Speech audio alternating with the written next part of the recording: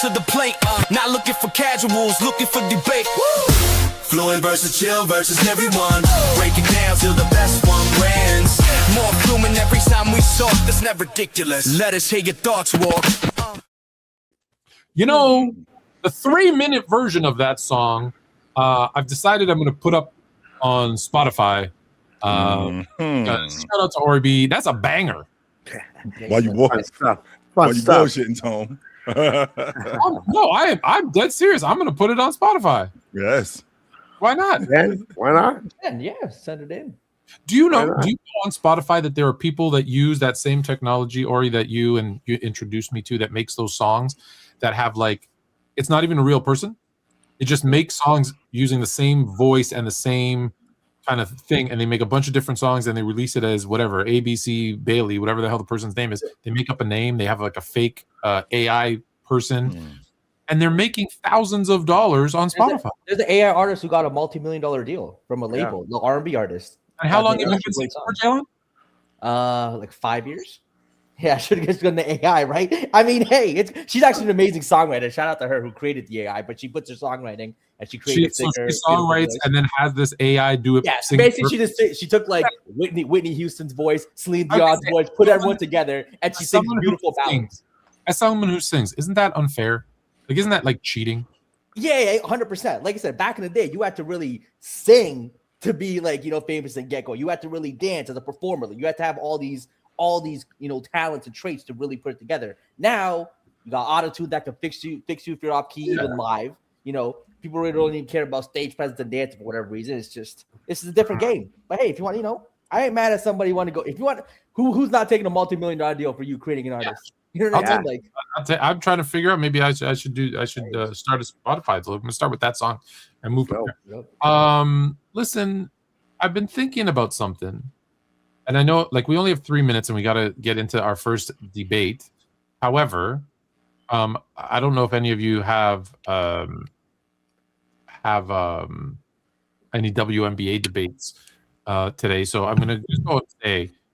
That's a horrible deal that the players signed. WNBA. Oh, Tone, give me I haven't seen all the details. I haven't seen all the details, but I know they got a big pay raise. I know they got the big pay raise, but I don't know about. Why is it a terrible deal, Tone? Here we go with the bullshit, Tone. I mean, I'm trying to be happy because the first thing that I heard today was that we had a deal, and I'm like, great, Tone. Why does this deal suck? What's going on, Tone? Okay, here's why it sucks. So last year, listen, for everyone who says they didn't make money, go talk to a wall, because every sports league gets paid on revenue, not profit or loss. So no, that's not the way that works. Correct. Every sports league gets paid on revenue. If we're not making money, you're not making money. That's the way that works. Okay. That doesn't matter. No. It doesn't matter if we're making money. Just how much is coming in. How much is going out. You guys control how much salaries you pay, how much this, that, the other. At the end of the day, every league is about a 50-50 split, approximately, of this how much is coming in, we split it. Players get half, owners get half. Owner's job is to figure out how to take that half of the revenue and be profitable. Players, because they do half the work, if not more of the work, players get half of it, and it's divvied up among all of them. That's how salary caps are set. That's how they get paid.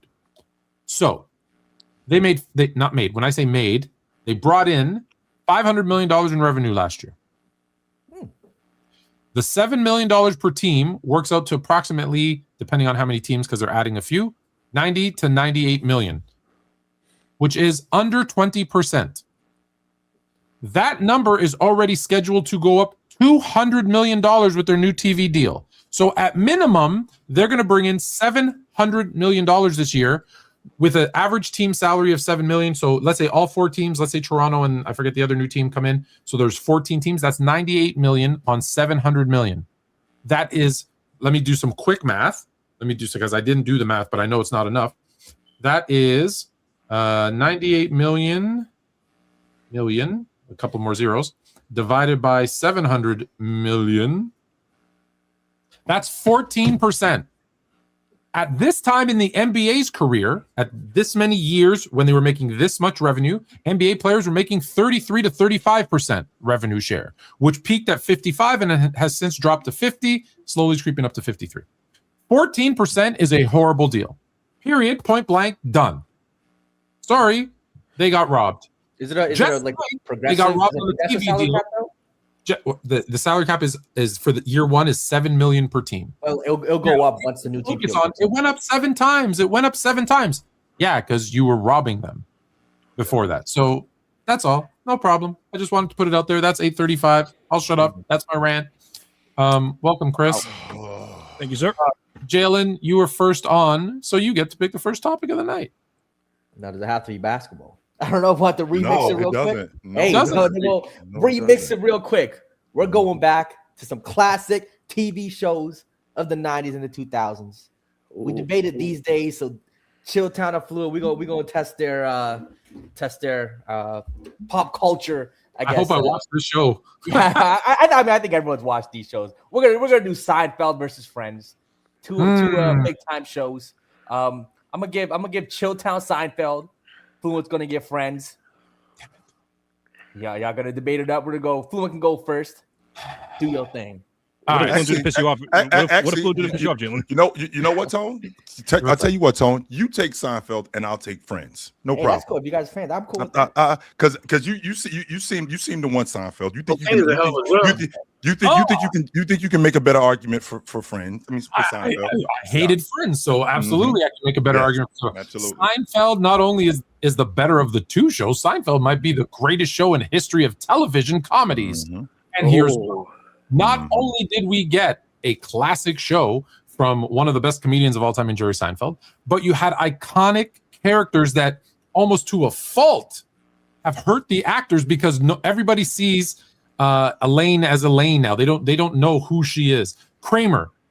Does anyone even know his real name? No, it's Kramer, and they love Kramer. George Costanza, Jason Alexander, a known actor from stage, like he was in plays and movies and he did a McDonald's commercial where he was dancing. He was in Pretty Woman. He's Richard Gere's best friend. No one remembers that. They remember Jason Alexander as George Costanza.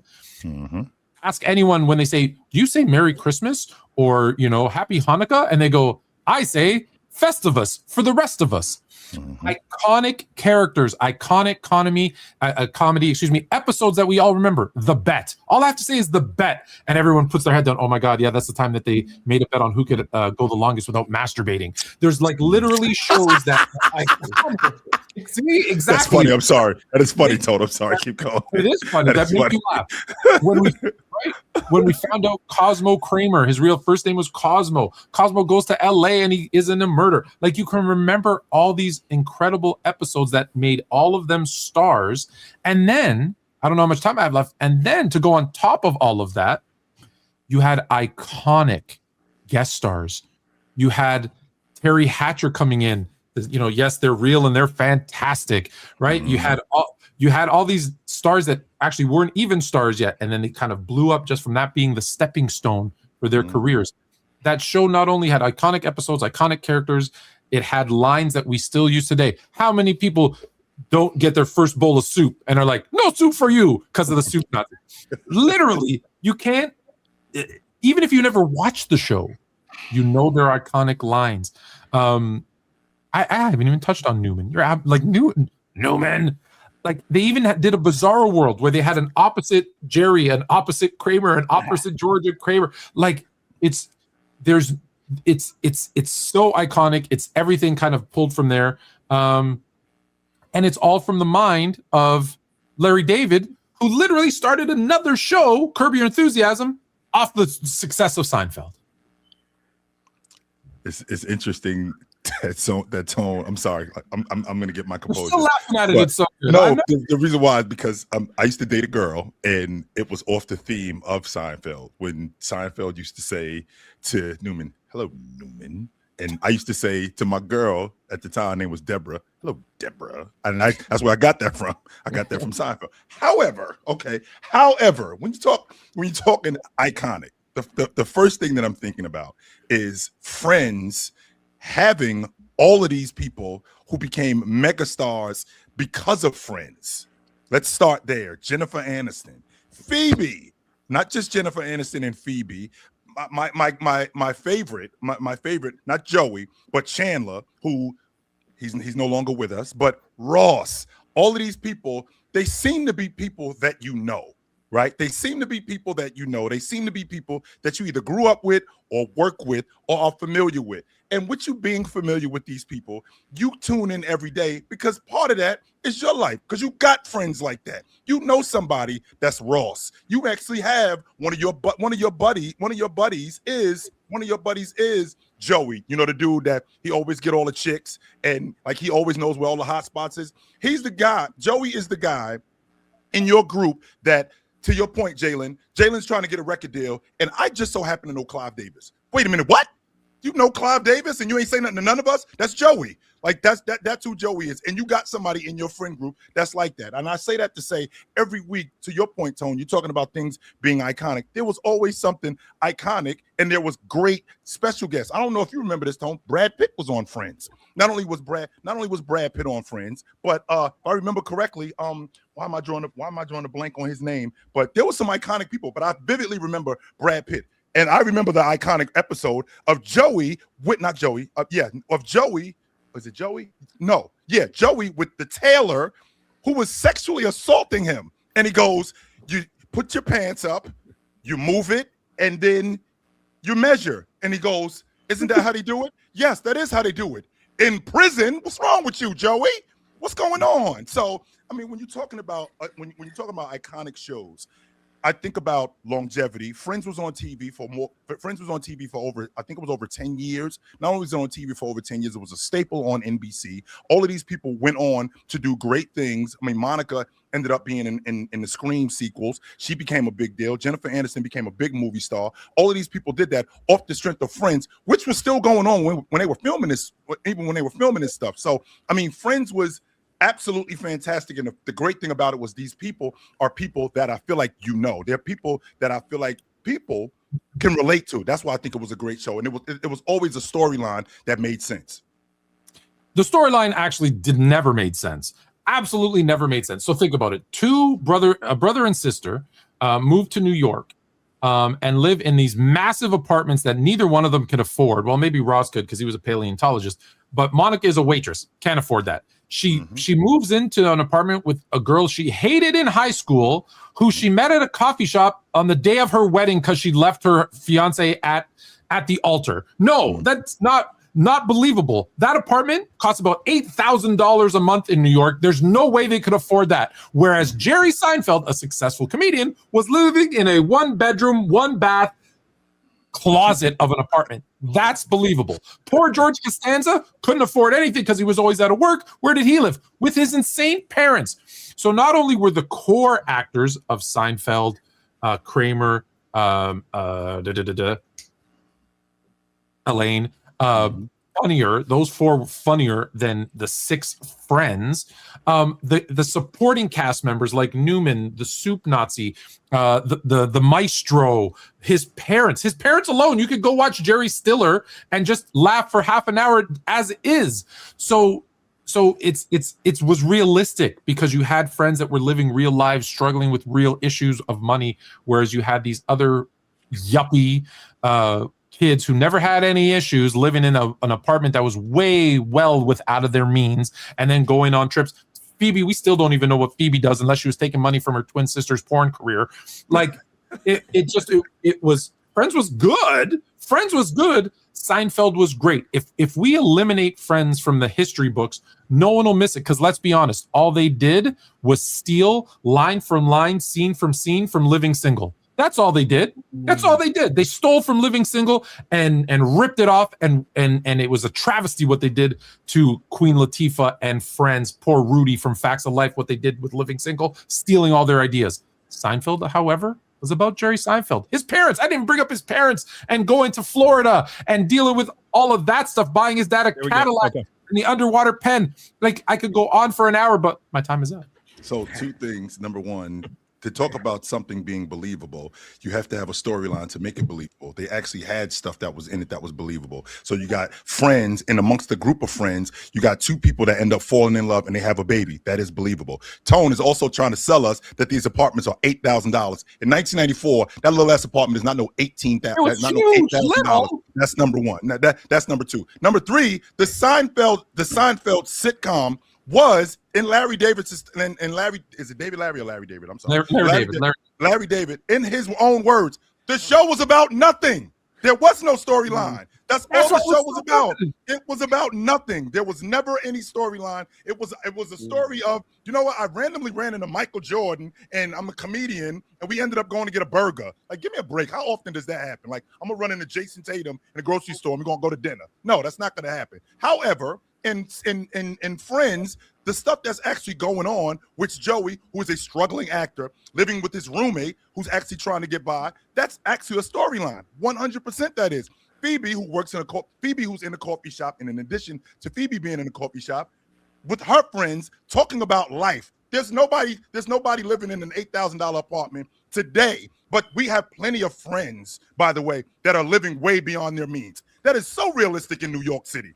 Not just in Los Angeles. Could not afford to live in a shoebox. He had 6 ex-wives. You know how much alimony that dude was paying? Stop it. I like this one. This is one of the ones right here. Two iconic shows. Well played, Jalen. Well played. That was a good one. That was fun. All right, I enjoyed that one. that was a good one. I mean, both made great points. The episode and he couldn't hold himself together. I was trying to hold it together, Tony. When you said that, I couldn't. Oh man, that was great. Yes, sir. Yeah, that was a good one. Yeah. As for a winner, I'm just gonna say I'm like 100% probably biased, is because I love Friends. I think Friends is the greatest thing ever. Like you said, the Ross Rachel connection, Chandler, Monica, Joey, his character, thought it was great. Both made great points. I thought the strongest points were, Fluent saying they basically ripped off Living Color or copied a lot of it. That's Living a big Single. point. Living Single. Yeah, everyone kind of knows that too. But Chill's Rebuttal, when you said that, what a good show that was. 100%. But Chill's Rebuttal of, what is relatable, is everything that happened to Friends versus a show about nothing, which I still don't get how Seinfeld is so popular too. A show about nothing. That's everyday life. About nothing. You don't go every day with a story with a two. It comes down to both did great. Comes down to 2. I'm going with Chill. Maybe it's a personal bias. I can't be mad, but I do think that the comeback was just too strong. Friends absolutely clears though. It's hilarious though. It's hilarious. Friends, picking his favorite versus what? Yeah, boo. Be like that. Well, I'm going to tell you right now, if that's what we're doing, then clearly we're going to be consistent, and I'm going to go with Seinfeld and Sports Fluent. And I think he made a lot of great arguments. He told you about the iconic episodes, told us about all the iconic characters, told us about all the lines that still are in the the zeitgeist, despite the fact that show hasn't been on in forever. So yeah, and just to even the odds and put Chris in a tough position, I'm going to choose Fluent and Seinfeld. You know what that makes you, Ori? That makes you sponge worthy, buddy. Yes. All right. See, look at this. This guy's got the references for days. Yours lobster, Ori. Yours lobster. Yeah. All right. So I'm a fan of both shows. I definitely lean more than lean Seinfeld for sure. Both of you made great points. However, the first thing I need you to address, Fluents. They're real and they're spectacular, not fantastic. You said that they're spectacular. Oh, right. You're absolutely right. Yeah. Get it right. So get it right. And they did it again. Remember in the last episode in the courtroom when the lawyer.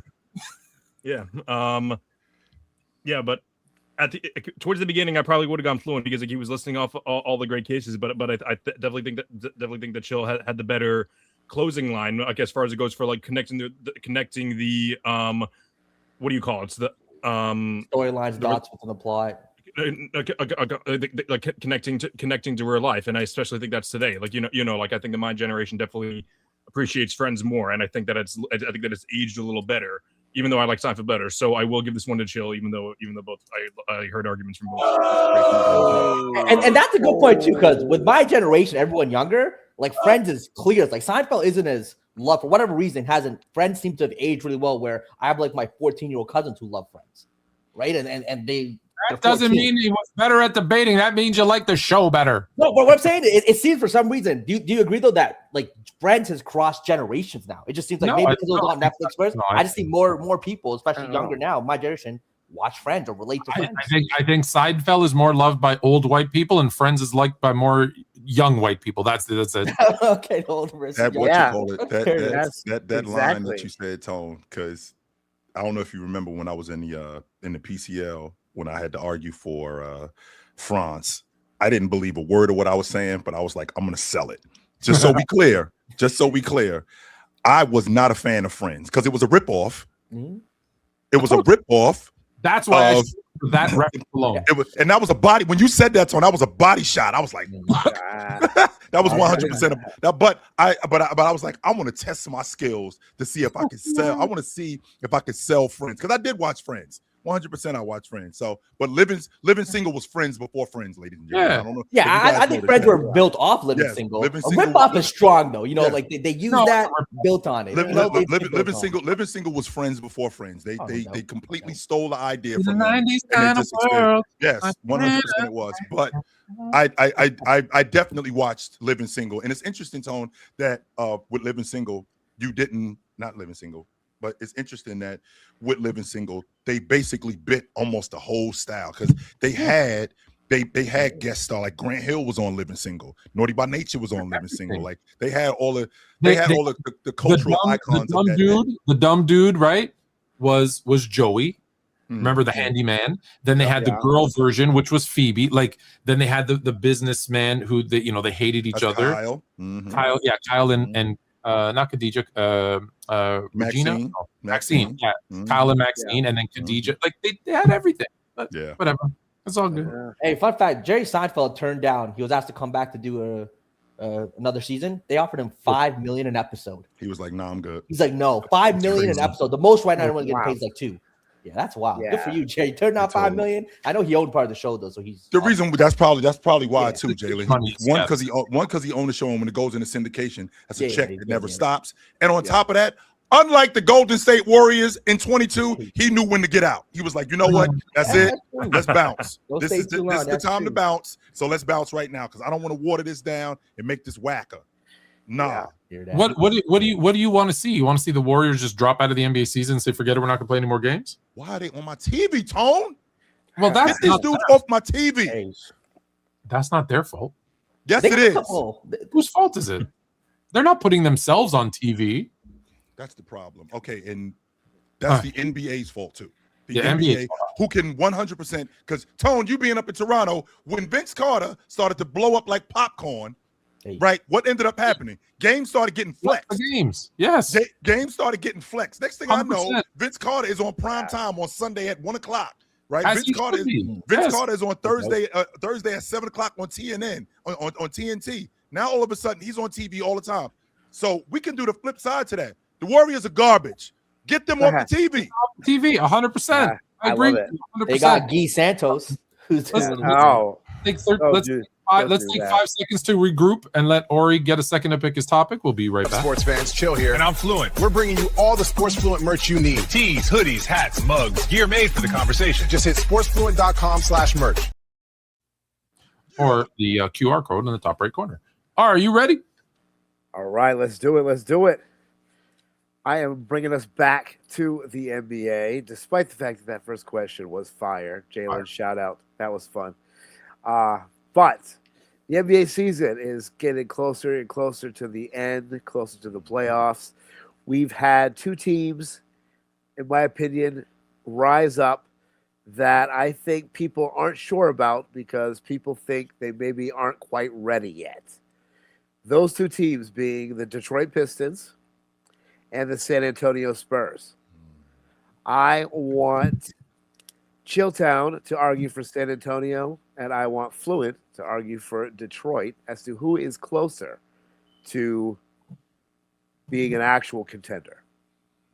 Well, the thing I think about when I think about a team being good in the regular season, I watch their offense, I watch their defense, and I look at their individual players to see if the stuff that they do, does this translate to the playoffs? Even if not everything translates, does this stuff translate to the playoffs? And when I watch Wemby, just Wemby in particular, I'll talk about Devin Vassell, I'll talk about Keldon Johnson in a minute. But when I watch Wemby, the stuff that he does translates to the playoffs because why? Him being a big guy, his ability to run to the rim, those are easy buckets. No matter how much you game plan, you can't game plan for a 7.5-foot dude running to the rim getting lobs. You can't game plan for that. You don't have enough personnel in the Western Conference to stop that, slow that down. What I mean when I say in terms of moving forward into the playoffs, defense and blocking shots. Wemby does that stuff. That stuff translates to the playoffs. I can appreciate the physicality from the Detroit Pistons. The Detroit Pistons actually tried to rough Wemby up. In the process of them roughing him up with Jalen Duren, he had almost a 20-20 game, and that was considered a bad game, right? So the stuff that he does in the regular season, that stuff translates to the playoffs, which helps San Antonio because they rely on him so much. They're one of the best defensive teams in the league when he's on the floor. Now you add guys like Devin Vassell, who when Wemby's smacking the ball against the glass and we're running, he's getting transition buckets, cracking the long ball. Keldon Johnson is another guy who they're going to win games in the margins because you have dirty work, meat and potatoes guys. But now I got a floor general who I do have guys who have playoff experience in the San Antonio team. So I got De'Aaron Fox, who's one of my favorite league guards. I've actually argued that he's a top 5 league guard in the game. He's got a money mid-range game, one of the best paint touches and one of the best rim finishers in the game. He gets to the rim. That stuff translates to the playoffs because I've seen it translate to the playoffs. Harrison Barnes has actual championship experience, and he can knock down open shots, and he can give guys the wisdom and help them defend and all of that good stuff. Then I got young guys like Stephon Castle, who also can defend at a high level. We're actually talking about him being an all-league defender. I'm not sure that he's going to be an all-league defender, but this is the stuff that I'm thinking about that translates to the playoffs. Can these guys go deep in the playoffs doing this stuff? Yes. Now, can we have these guys stay healthy? Yes, we can. I can hope that they stay healthy because, again, we do need some things to go our way. With the exception of Wemby having some injury history, the majority of these guys have been healthy throughout the course of the season, which would explain why they're at the top of the league, which would also explain why the stuff that they do, it can translate to the playoffs. So which team is going to have more playoff success sounded like the question, and which are like legit contenders. So when you say legit contenders, that's what we're talking about. So you have a team in the Detroit Pistons that has everything that you need to be a championship team in the NBA. Go back and look as far as you want to go with one or two exceptions. They typically had a lead scorer who is either a superstar, verge of a superstar kind of person. They have that in Cade Cunningham. 20-plus points per game, can run the team, does everything you want from him. Yes, because some people might not be playing enough games. Oh, boy.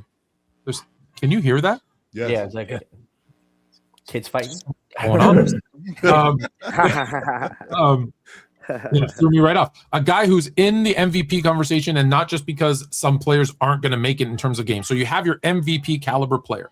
Do you have shooting around him? Well, yeah, you have Duncan Robinson, you have Tobias Harris, a veteran as well. So you have veterans, you have shooting. So you got your main guy, your MVP candidate. You've got shooting. Do they have toughness? Oh, yeah, they've got toughness. They've got Jalen Duren and Isaiah Stewart, who I know suspended, but will be back for the playoffs. So they have toughness. So then athleticism, Thompson. So, and they're deep. The team has 6 guys who are averaging more than double digits per game. So you don't know where it's coming from. So you have a team that has scoring, that has shooting, that has defense, that has toughness. Those are the things you're going to need in the playoffs, because when things start to slow down, right, you have a guy who can take control in the last 2 minutes. Yes, you do. His name is Cade Cunningham. Do you have now the other part about being a tender is, are you in a conference that is winnable? Well, yeah, because with the exception of now Boston, none of these other teams really have that they're going to face playoff success, championship success. Who are the teams they're going to face if you look at the standings in the first rounds? Atlanta, not worried about them.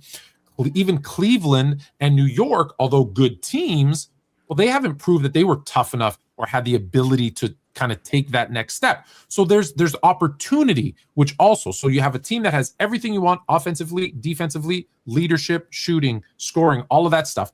Plus they're in a conference that there's really only one team that has championship experience, and their best or second best player, depending on what you want to call Tatum, okay, is coming off a really bad injury. So will he be himself 100%? We're not sure. We want to make sure that he's healthy. We hope for all of that stuff. Then when you compare that to the Spurs are very, very young. In fact, Chill, who's now trying to cap for Wemby, would tell you it's too early. Stop throwing all this stuff on him yet. He's not there yet. He's 2 years away. He's not that guy yet. So you're throwing him into a mix with an inexperienced team. He talked about veterans like Fox. Fox has never done it. Has he even been in the playoffs?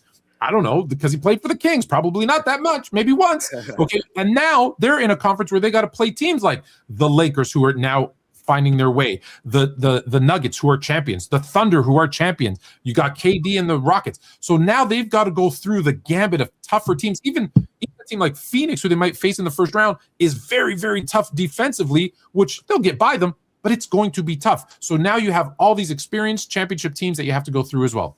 Sorry, I saw the fingers doing this. So Interesting, Tone, that you bring up De'Aaron Fox. Has he ever been to the playoffs? So he's a broken hand away from them bouncing the Warriors in 23 when they ended up winning the NBA championship that year that they won the NBA championship. He's a broken hand away from. They took him to Game 7. That was the first time that they had been in the playoffs in 17 years. And he was actually, I believe he if he didn't win Clutch Player of the Year that year, he was close to being Clutch Player of the Year. So second, your point about Wemby being too young. I don't know if you noticed, Tone, but the Oklahoma City Thunder last season, they're the youngest team since the Portland Trail Blazers in 1977 to win the NBA championship. So the experience thing clearly doesn't matter as much as I used to think it does. And the reason why is because this is a very young league. That's number 2. Number 3, Chris, I don't know if you noticed, Chris, but last season against the New York Knicks, Cade Cunningham shot 17% at the long ball line, and he shot under 40% at the rim. Now, this is the guy that I'm relying on. This is the guy that I'm relying on to score the basketball for them. Now, with that being said, that's the stuff that I'm relying on. What would I rely on more? Would I rely on Cade Cunningham to be better offensively, or would I rely more on Wemby to spark us defensively so we could turn our offense into defense? I think I'm going to go with the big guy, and I think that he's going to be able to spark us more. You know, it's interesting because you brought up defense, and defense in this NBA with these young guys. Let's not pretend like Detroit's not a young team. They're absolutely a young team, although they have a veteran to help. But we talk about defense because defense wins championships. You all hear that. And the Spurs, amazing, 3rd rated defensive team, defensive rating. They're 3rd in the NBA. That's phenomenal. You know who's better? The Detroit Pistons, because they're 2nd.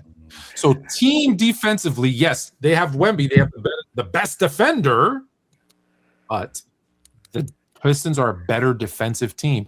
And so the team that will lock down their opponents, and again, I'm going to go back to it because it's super, super important, because that's why you're trying to divert away from it. That's why you didn't talk about it at all, is the path to success. Because we didn't say to the finals. We said who's going to go deeper. Mm-hmm. Pistons will still have an easier road going through the Atlantas and the Torontos and those, and even the Knicks and the Cavs, right? Like, one series doesn't kill it. He's shooting 35% from 3 this year. So it's that path is just easier. The Spurs could get knocked out first round if they get a bad matchup against a Lakers team or a Denver team. The East doesn't have that championship pedigree, so their road is easier.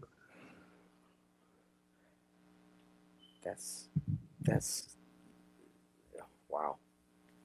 A lot of good points. A lot of good points. Yeah. I don't know, guys. I do think the Spurs are the better team, and I think Cho made a good argument for that with the players they have on the team. You know, with the Harpers, Fox, Stephen Cass on that team playing well, and Wemby just being Wemby. I do think Fluent had the strongest argument of, you know, the question was who's going to make it further in the playoffs. And I think being in the West versus East is just such a different ball game, right? Detroit in the East with guys like Cade, Jalen Duran, Thompson, Duncan Robinson, just the Pats at East. Like, the only team that if I was them, I'd really be scared of is Boston. After that, everyone else, I'm walking in there confident with the squad I got over there. So I think that probably just edges it, because I think both guys just, you know, said the strength of the team, what each player can do, what they bring to the table. But the strength of that argument, I think, just holds a little stronger. The Detroit being the East, so we'll give it to Fluent. Just I appreciate you. Thank you. Why are you arguing with the chat?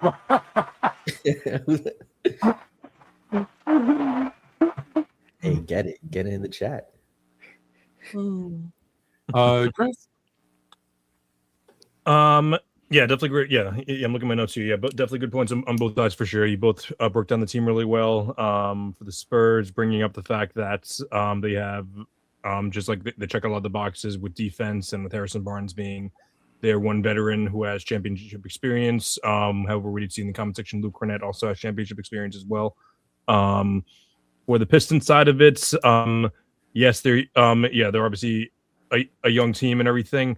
One thing I'll pick apart, and I think I'll disagree with everyone on the panel here, except for maybe Ori. I think that the East is, I think the gap between the East and the West is far smaller than people think. It may be top heavy a little better for the West. So yes, so maybe that does help Fluent's argument for sure. Again, very very close, but I will go Fluent here, just because at the end of the day, well, he's mentioning that yes, the East does have Boston, but however, I do think that OKC is a level above everyone else in the league now. One, two, right? Detroit, Boston are 1-2 right now, so they wouldn't have to face them until the Eastern Conference Finals. Yeah, Right. I now that it's already 2-0, so I can say this. Like, I think the Spurs are probably better too, except I think they're gonna have to beat better teams. Although, yeah, the East. Listen, he's convinced me that the East isn't as bad. They match up really well against OKC. Like, if I'm picking any team to beat OKC, I think the Spurs. I just think position by position, they just match up so well with them. But I don't know if you guys noticed, Castle's been insane. Castle's been playing ridiculously. He's been great. If we get Spurs Pistons final, do we both win? Yeah. I think we. Was that like the most boring finals ever back in the day? That's what everyone claimed. But I think this one would be a little more exciting for people. Yeah, but this one you got Wemby. No, this one would be good. Yeah, well, I'll tell you firsthand. I'm in Detroit this weekend. I'm going to watch them play. So we'll. I'll tell you. I love the Durant versus Wemby matchup would be interesting. Yeah. So Ori, just for Baffled. Yeah, just to keep it going. It's Detroit. We'll go with Fluent for Thank you. Yeah. So at this point, we will open it up to the chat. We have a third topic, but if you have a topic, I'm going to put out the link, I think. Possibly. Yes? No? Anyone? Objections? Comments? Questions? If I can do it. There we go. I'll put the link in the chat. If you want to debate all of us, one of us, you want all of us to team up on one of them. Like, you literally, if you come in, you can pick Ori versus the four of us and you, or whatever. Like, literally, you can make up whatever rules you want. Just go into the private chat, say, this is my topic, this is who's debating it. You can pick two of us, you can pick 2 against 2, whatever you want. Ori, it is your topic. My bad. Chris, it's your topic. All right, so I figured with this time of year that I would bring up a college basketball question. And if I'm being honest, I don't really. Sorry, Chris. Time out. I'm so sorry. We always stop for super chats. We always shout out Baba G. We always stop for super chats. Martin versus Fresh Prince. You know what? Well, that'll be our bonus round. G Cuts, you tell us who's gonna debate what. I haven't fully watched Martin, so I couldn't really. What? I've never fully watched Martin. I stopped season two for Martin. I just haven't fully watched Martin yet. Season 2? Yeah, I just haven't fully watched Martin yet. It just never.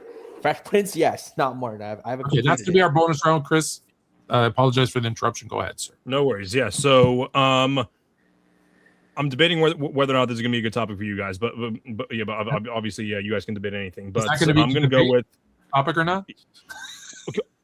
Oh, you know what I'm just gonna say. So, I'm just gonna go with college basketball coming around. I'm gonna ask the question: which college program has put together better NBA players of the 21st century, Duke or Kentucky? I guess I'll go Fluent Duke and then chill Kentucky.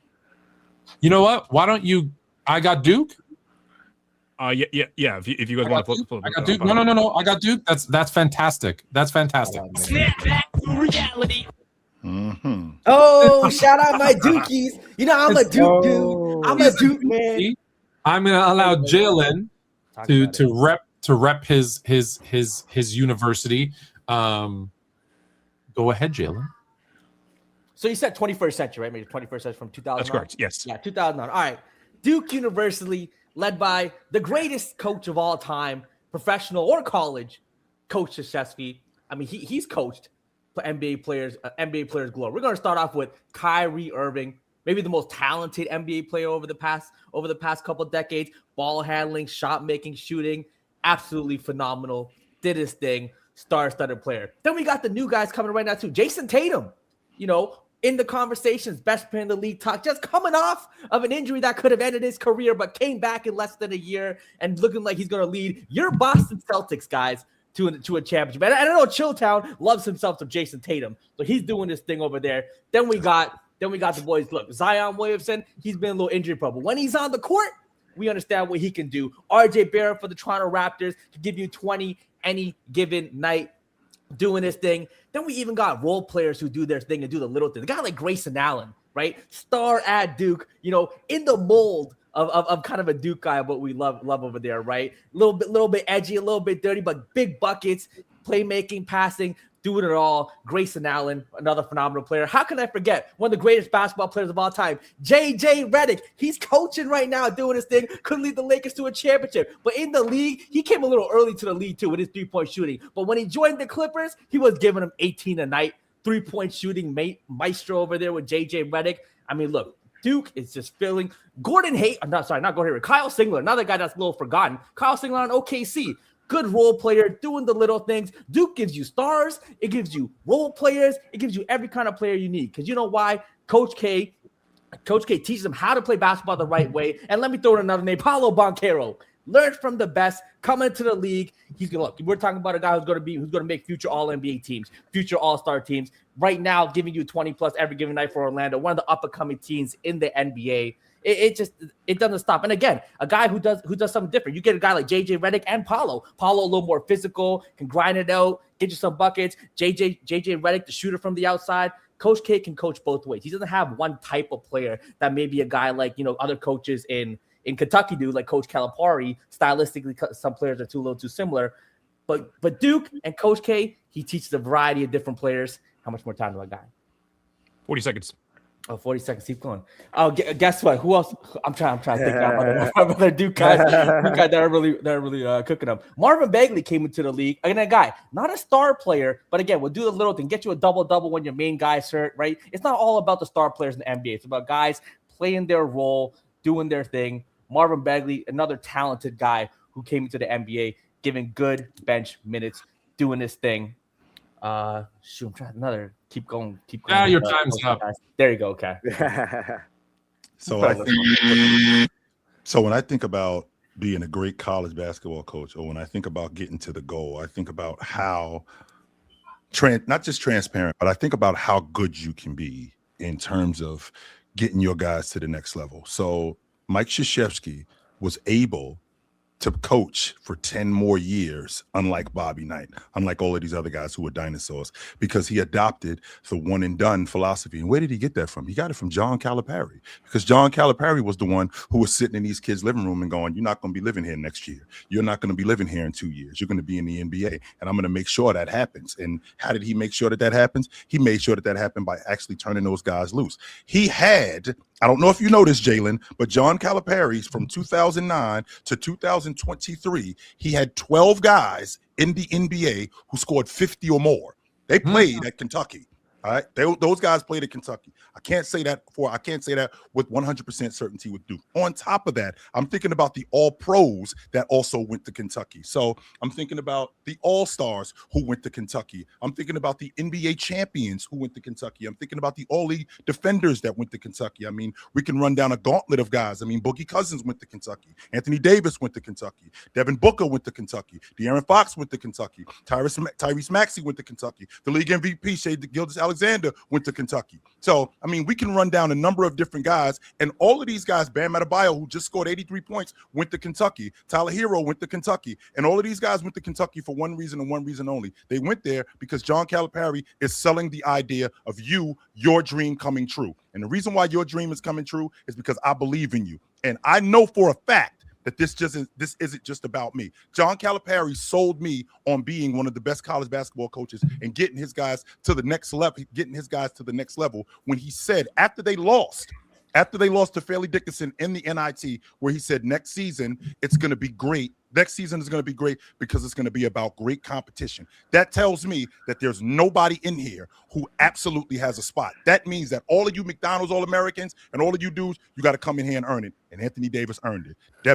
Devin Booker earned it. Jamal Murray earned it. All of these guys, Shai Gilgeous-Alexander, they earned it, right? All of these guys ended up becoming great players. And in addition to who you just talked about, we're talking about rotation players. Jay, I don't know if you know this, but Keldon Johnson also a rotation player from San Antonio. He went to Kentucky. So, I mean, it's a number of different guys who are actually really good and that played for Kentucky, who actually took a back seat and ended up coming to the next level and were great. So John Calipari was fantastic at that. Now, look, Kentucky has a lot of players that make the NBA who made All-Star team without them. But you know the key difference here? Duke took guys who weren't necessarily NBA talent and made them NBA talented guys. Kentucky would just get the top 5, top 10 players, stack them up. So we're talking guys like Chris Duhon, Mike Dunleavy Jr. These guys probably wouldn't make the NBA if they're going to other colleges. Even a guy like Shane Battier really honed his skills under Coach K. A guy like Quinn Cook, a guy, if he got to another college, would have been lost, but came into the NBA, played a decent 5-6 years in the NBA, was a good point guard. So I think the key difference here, look, a lot of college programs are going to send the top picks to the NBA, right? A top 10, top 20 high school guy, they're going to make the NBA. But Duke and Coach K, again, guys like Mason Plumlee, Miles Plumlee, if they go to any other college in the world, they're not making the NBA. But with Duke, Coach K takes guys who are marginal players, elevates them to the NBA, and makes some of them even champions, baby. Kyrie Irving, big shot. And let's not forget, the great white hope, the next star. Cooper Flag, baby. Cooper Flag, the next one. Coach, I mean, that wasn't even under Coach K, but Duke doing this thing. Even without Coach K, they're still doing their thing. Cooper Flag, the next big thing, going to be the future guy. Even today, you can argue say already a top 20 player. Ori, can you tell everybody here where Cooper Flag was ranked when he went to Duke? That's Cooper. I guess Cooper. He was the best player in the country. Yeah, that's Cooper. Chris, can you tell everybody when Zion Williamson went to Duke where he was in terms of the rankings? He was the best player in the country. Can you tell everybody when Kyrie Irving came to Duke? Can you tell everybody where he was in terms of point guards? He was the best point guard in the country. I can honestly tell you guys that I had no idea who Tyler Hero was. I don't have a clue who Tyler Hero is. I had no idea who Bam Adebayo was. None whatsoever. In fact, Bam actually told us when he got to Kentucky, I was a defender and a rebounder. I was not one of those guys who was fantastic at doing everything. No, I wasn't. However, you know who was fantastic at doing everything? Jason Tatum. That's why he was a top 5 player when he got to Duke. Jason Tatum was not a marginal player when he came to Duke. Let's not sit here and act like Duke is basically taking on pro bono cases. No, they get the cream of the crop over here. Let's not make it look like Duke is just getting good players. No, they're absolutely getting great players. So no, we're not going to do that. Absolutely not. Ori, let's start with you. All right. I think you guys really brought it. The flip. I love the flips. But that's such a fun piece of this whole thing. But I am going to lead with Chilltown this time around. Getting robbed. I think Jalen did a great job, though. It was Chilltown this time. Chris. Yeah. So yeah, both you made good points, but I was very very impressed with your ability to just list off players on the fly. With like all the players that went there. I think my biggest gripe with Jalen was I guess I'll give 2 of them. So one of them when you listed off Marvin Bagley as one of the NBA players. Marvin Bagley is trash. I think he's one of the worst. I know he's trash. I know he's trash. I know he's not that good. I just have to sell it. You know? That was big. And you forgot to mention Cherokee Parks. So that's No, so, it's 21st century. This 90s. Yeah, I could have mentioned the Grand Hills of the world. Yep. Yeah, absolutely. So and if I'm being honest, like towards the beginning, when Chill was giving his argument for like what Kyle Perry did, I was nervous that he wasn't going to provide any actual players, but then he listed all them off. So both of you had your strengths and weaknesses for sure. But this one goes to Chill. Anticlimactic. I was hoping you were going to pick Jalen because it's interesting. Because as you guys were talking, listen, I'm biased, right? Like I did my summer basketball camps at the University of Kentucky, right? Like with his old teammate Roderick Rhodes and my friend Tony Delk. Like I have a soft spot for Kentucky. Even Rick Pitino, who went to coach my favorite team in Greece, Olympiacos. Like I had, like there's a connection there. But I was leaning towards you, Jalen. I was giving you it like you had on my sheet. You have the check mark, check, and then you went and you gave him an opportunity because you said Kentucky gets all these top 5 players, almost like unlike Duke. And then he turned that on you and I went, and that's when it flipped. And that's why he got it for me. It's because he took your argument and literally smacked you in the head with. I should have said it from like the timeline, because from like 2000 to like 2012, Duke was known as the school. They never got the top guys, 4-year guys. In a debate, you got to be careful. And you gave him ammo, and he did not hesitate to use it. So there was another point where I was like, I think you guys missed something, and I forgot it now. But that was the deciding factor for me, because I don't think I could have named all those players off like that. So you both did. It's funny though, but Childs didn't even mention Karl Anthony Towns. Anthony Davis. Look, the right answer is Kentucky. Like Kentucky for NBA products. Kentucky's ridiculous. Like it's just absolutely their era with it's definitely 1 and 2 for sure. Yeah, that's why I thought it'd be an interesting. It went better than I thought, so I'm happy. I'm happy that happened. That was a great question. That was a great question. All right, so the super chat was, so let's do this collectively. Martin versus Fresh Prince. I'm just gonna go what we're gonna do for it. We're not gonna do like a debate style so much because of time thing, but like Ori, I'm gonna let you pick Martin or Fresh Prince. I'm gonna pick Fresh Prince. One reason why. Well, I think Will Smith is a little more charismatic than Martin Lawrence, to be honest. Okay. Jalen. Okay, I didn't watch full of Martin yet. I've only got to season 2 of Martin, but I don't know how you're watching it now, 20 years later, but okay. Yeah, I know. Yeah, I just never got 30 years later. Yeah. By the way, I think two different guys. Listen, guys, just so I put it out there. 30 years ago to me was 1970. So just you got no doubt. All right, Grandpa. Yeah. So I mean, I'm gonna lead Fresh Prince here because I think it's well, Fresh Prince because you never watched Martin. Yeah, okay. I know more about it. Chris. I've literally never watched an episode of Martin, so you've never watched. Hey.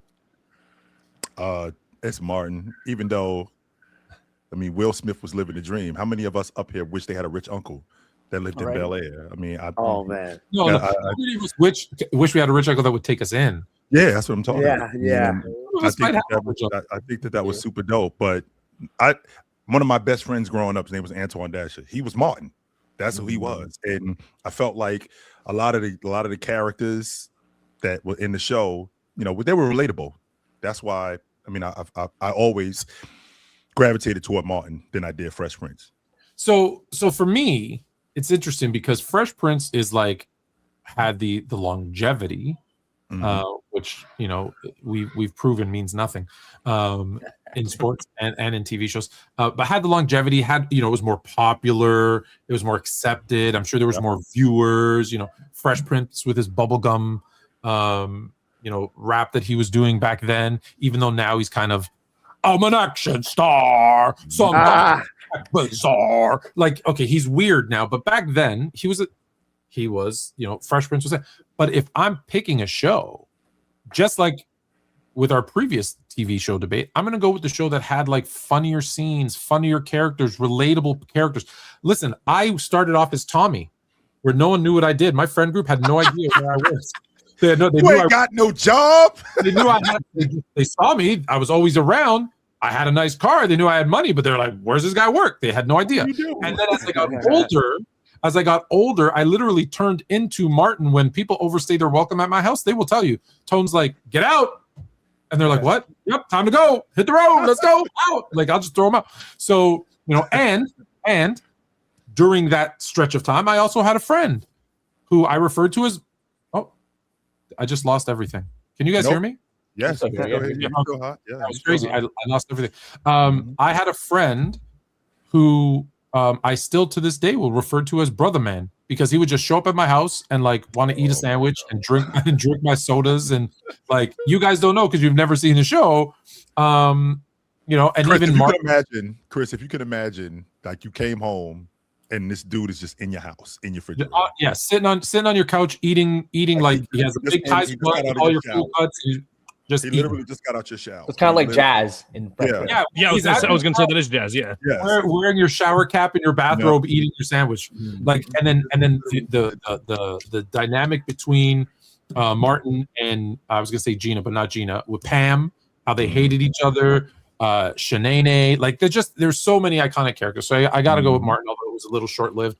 But you know, talk about those guys becoming. You know, Martin went on to be a star too, as did Tisha Campbell, Pam, and people forget the friend too of Martin's best friend used to play Cockroach on the Cosby Show. Like it was an incredible cast. So I'm gonna go with Martin too. All right. Before we get out of here, I want to run down something to you guys really quickly because that's right, we got people here. No, we got people. Yeah, we got people. So Joe is up. What is your debate, Joe? I'm going to be talking more about Luka Doncic, and it's not more about this kind of performance. What I'm saying is Luka Doncic's effort and attitude is a big problem for his own game and a problem for the Lakers as a whole. Attitude, yeah, and effort as well. I agree with this, of course, and I want to debate chill about it. Go. I think Luka Doncic, I know that this guy can defend. I'm going to what his effort for starters. I know he can defend because I've seen it at Dallas. But I feel like now, as we're getting through now, we've seen it at the end of Dallas, and now we're here with Los Angeles. I feel like he's completely dropping off in terms of effort defensively. I think he's not putting in the effort that I've seen in Dallas, that I also seen in the finals at times. I think now it's just a complete drop off of what he can. And I know that he's capable of it. But this is where it steps into the attitude. This guy is just complaining, and I understand that sometimes you might get a call, it doesn't go your way. That's frustrating. I understand that, but it's almost like it's every play where he's going up the floor. He gets a hard lay, misses it, doesn't go his way. It's immediately calling out for the refs. You've just got to play on with it. Jaylen Brown's done it, and I understand that, but this guy's doing it almost every single game. And we've seen it in the finals when it was game 3, and you need to win that game to make it 2-1. And Johnny Dunn, he got ejected. He fouled out and got ejected. And this has been going on. And JJ Redick is now having problems with this guy in the locker room because you know why? His attitude and effort's a problem for now the Lakers. This guy, let's be honest, he's the leader. You might go and say LeBron, but he's 41. He's not going to be the leader for much longer, even if he is now. Luka's the new leader, regardless whether it's this season or next season. And something needs to change. You need to act like a leader and show your team and say you are that guy and have a good attitude when you're winning and losing and when calls aren't going your way. Don't cry and don't get oh, no way. Just so you know, Joe. 1 minute, Joe. Just so you know, Joe. I'm not sure if you know this. You being a Boston Celtics fan, Jason Tatum led the league in text last year. So he's at this. I just want to put that on him. I want to start there, right? So I want to start there, and I want to move forward too. So over the last 7 games, since you're on the subject of attitude, so over the last 7 games, the Lakers have the Lakers have won. They've won 9 of their last 10 games. 7 of those 10 games, Luka is averaging 38, shooting 40% from the floor, 9 rebounds, and 9 assists. And I don't know if you noticed, but they're 3rd in the Western Conference right now, and they're a game and a half up on everybody else. So that attitude that you talk about, that complaining that you're talking about, that was going on all last year. And you know what that did? That got them to the NBA championship. So the effort on defense, that got them to the NBA championship. That effort on defense, he became a first-team All-Pro doing that. That effort on defense and that complaining got them at the top of the Western Conference. So they're moving up the standings with Luka, with this attitude that you say is hurting the team. Meanwhile, these guys have won 9 of their last 10 games. In addition to them winning 9 of their last 10 games, he's been rolling, and he's led the league in scoring the entire season. In addition to him leading the league in scoring the entire season, he's also in the top 3 in the league in assists. So that attitude is going to get him a top 5 league MVP conversation. Not only is it going to get him a top 5 league MVP conversation, but they're going to be a problem come playoff time. So the idea of his attitude changing, you got this idea of these guys being perfect basketball players. We're going to have something to complain about, guys. But in the end, what is the result? And the result is Luka has shown that I can be a first-team All-NBA performer, and he's been that constantly throughout the course of his career. I mean, if you want to talk about him going to the NBA championship, that's great. 30 seconds to make your final point, Joe. That's fine. You can always in the NBA championship. That's great.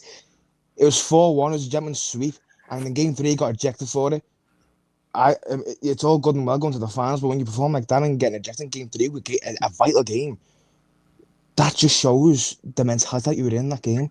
You was beaten mentally and physically at that point, and if you're not going to put the effort in, just fall out, then it's almost like the team's going to be saying, "What's the point of even being here?" If our leaders, if that's what he's going to do, and maybe the Lakers are on a roll, but when you need to win in the NBA Finals, the most intense game of your life, and the hardest series you'll ever face, you need to be on it, attitude and effort wise. And this guy, like we see in 2024, when he wasn't on it, attitude and effort wise, got smoked out by Boston. That's it. So are you suggesting that if his attitude and his effort had changed, they wouldn't have got smoked anyway? Because Boston was better than Dallas, regardless of how good they were, regardless of what Luka Doncic was doing. I don't know if you remember this, but Kyrie Irving was nothing short of disastrous in the NBA Finals. He was awful, and in fact, not only was he awful, Porzingis came in and actually won a game for them because he utilized the lack of size and lack of experience that they had in the front court and destroyed them. What you're going to try to sell this panel up here is that the reason why they lost was because Luka's lack of effort and his attitude was the problem, when in reality, the Boston Celtics were a better team than the Dallas Mavericks, and it wasn't close, which would explain why they were close. Jalen. Yep. Who you got? Showdown for this one. I do think a lot of Joe, I think, was a lot more feeling of how he felt about Luka, while Showdown focused more on what Luka was doing on the court. Or RB. Yeah, it's got to go with Chilltown as well. That's a tough one. I know it's easy to kind of pick shots at Luka, but at the end of the day, I think Chilltown made the points that really mattered. Chris. I do think that Luka's attitude has hurt his teams in the past, but not this year. So yeah, Chilltown. All right, only because we're short on time. Joe, appreciate it. Unfortunately, sir, you are 0 for 4. You're trying, Joe. John Cena. Yeah. I can't see him. However, we have 30 seconds to make 1 point, Jalen. Who is the better scorer relative to their era? Kareem or Gretzky? You said it's Gretzky, so easy. 30 seconds. Wayne Gretzky is the all-time leader in goals and assists in the NHL. You take away all of his goals, well, he's second right now, but he was first for the longest time. You take away all his goals and just count his assists, he's the all-time leading scorer in the NHL. The most points by taking away half of what everyone else can do. He has 10 scoring titles. You know what's saying that is 10 scoring titles in 20 seasons, and he has 8 or 9 MVPs. We're talking about a guy who's the best goal scorer of his generation, the best playmaker in the history of hockey, 10 MVPs. 8 to 9 MVPs and 10 scoring titles. Then 10 scoring titles in 20 seasons. Kareem not doing that. Wilt not doing that. Wayne Gretzky statistically the greatest athlete of all time, statistically. Oh, it's wonderful. And you made my point why it's Kareem, because you had to talk about everything other than his scoring. You talked about his assist, which isn't his scoring. You talked about his MVP, which isn't scoring. You talked about everything that isn't scoring. Kareem, longevity. The greatest scorer, the most points in the history of the NBA. It took LeBron James, it took 40 years until someone could surpass him.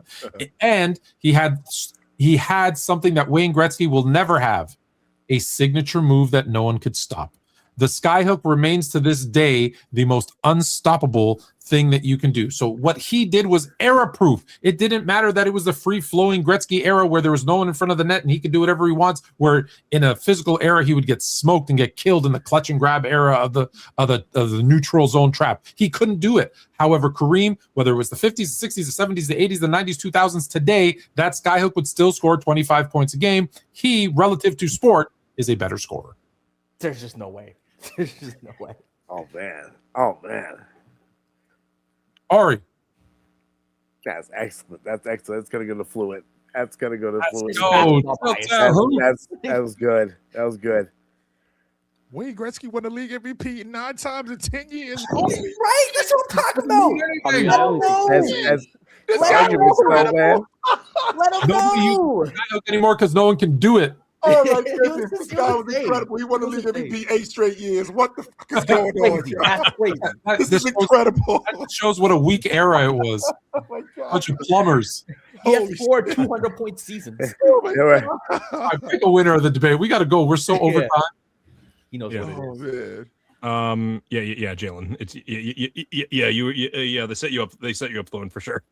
All Here right, we go. Let's go. they set me up. Listen, I just took Kareem. I think it's Gretzky too, for that matter. So that's it awesome. is. Oh man! All right, catch us. I'm sorry, Leaf. We are out of time, my brother. We are out. Catch us next week, same time, 8:30 Wednesday, for Fluent versus Chill versus everyone. The stage is set. Diversity of takes, nothing but buckets of debate. Thanks to Sports Fluent, Chilltown Hoops, All-American Hoops, Hoop Social, and Jalen Carter Music. Fluent versus Chill versus everyone. The internet's best sports debate show. Subscribe now. Stay heated. Stay hooping. Now you're more fluent.